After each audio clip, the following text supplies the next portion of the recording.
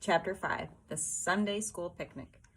Anne was late. She and Dinah had been playing. Then she stopped in the yard to talk to Matthew. She talked and talked and talked. Inside the house, Marilla was getting upset. Anne Shirley, you come right in here this minute. Do you hear me? The woman called. Anne came running in with her eyes shining and her unbraided hair streaming. Oh, Marilla, she said breathlessly. There's going to be a Sunday school picnic next Wednesday in the field next to the Lake of Shining Waters. And there will be ice cream. I've never had ice cream before. And, oh, Marilla, can I go to it? Oh, please? Just look at the clock, if you please, Anne. What time did I tell you to come in? 2:00. But isn't it splendid about the picnic, Marilla? Please, can I go? I've never been to a picnic. I've dreamed of picnics, but I've never... I told you to come at 2:00, and it's 2:45. I'd like to know why you didn't obey me, Anne.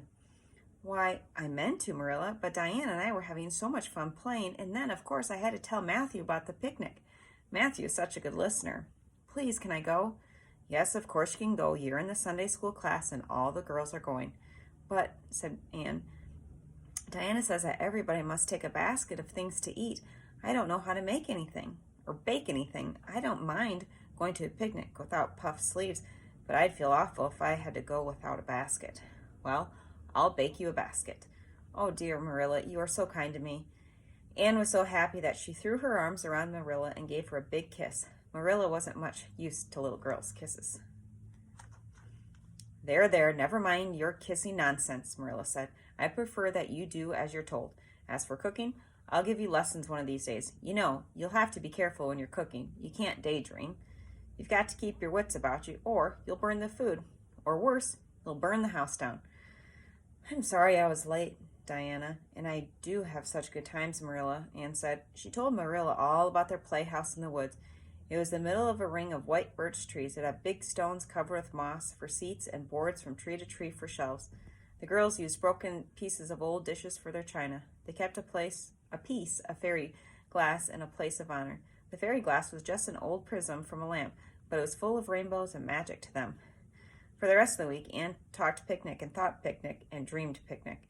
She talked about Diana's new dress for the picnic and about what she should take in her basket. Mostly, she talked about eating ice cream for the first time.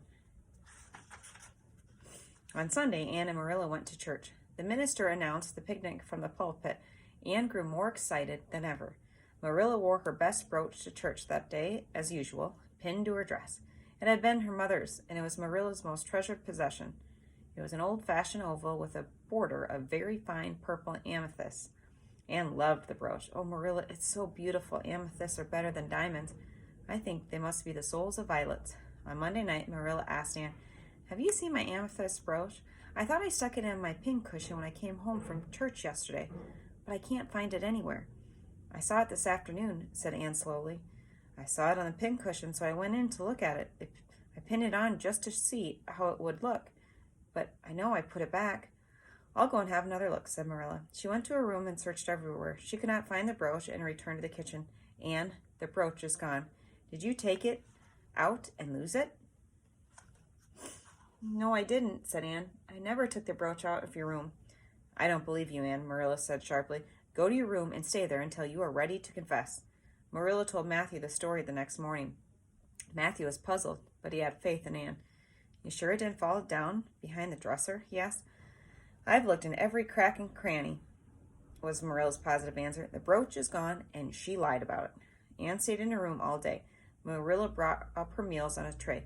You'll stay in this room until you confess, Anne, she said firmly that night at bedtime. But the picnic is tomorrow, Marilla, cried Anne. You won't keep me from going to that, will you? You're not going to the picnic or anywhere else until you've confessed, Anne, Marilla said. She shut the door as she left. On Wednesday morning, Marilla took Anne's breakfast up to her. Marilla, I'm ready to confess, Anne said. Let me hear what you have to say then, Anne. I took the brooch, said Anne. I took it just like you said. I didn't mean to, but it was so beautiful, Marilla. I took it to our playhouse to pretend I was a grand lady. When I was going over the bridge across the Lake of Shining Waters, it just slipped through my fingers and went down, down, down, all purpley, sparkly, and sank forevermore beneath the water. And that's the best I can do at confessing, and I know I'll have to be punished. Please do it quickly, because I'd like to go to the picnic with nothing on my mind. Picnic? "You'll go to no picnic today, Anne Shirley. That shall be your punishment." "Not go to the picnic?" Anne cried. "You promised. Oh, Marilla, that's why I confessed. Please, please, let me go to the picnic. Think of the ice cream." "Don't beg, Anne. You are not going to the picnic, and that's final." Anne flung herself on the bed, crying in despair, but Marilla would not be moved by the tears and went back to the kitchen very upset. She hated to think that Anne would lie to her. After she washed the noon dishes, Marilla remembered that she had to mend her good black shawl. She had noticed a small tear in it on Monday. The shawl was in her trunk. Marilla lifted it out and saw something sparkly in the sunlight. Marilla gasped. "Oh, it was the amethyst brooch caught on a thread of the shawl." "Goodness," said Marilla. "Here's my brooch. Why did Anne say she lost it? I remember now that when I took off my shawl Monday, I laid it on the dresser for a minute. I suppose the brooch got caught in it somehow." Marilla went straight to Anne's room. "Anne Shirley, I just found my brooch hanging on my black shawl. I want to know why you confessed." "You said you'd keep me here until I confessed," said Anne wearily, "so I decided to confess so I could go to the picnic." Marilla had to laugh in spite of herself, but she felt guilty too. "Anne, it wasn't right for you to confess to something you didn't do, but I drove you to it. So if you'll forgive me, I'll forgive you. And now get ready for the picnic. I'll fill a basket for you." Anne came home from the picnic tired and happy. "Oh, Marilla, I've had a perfectly wonderful time.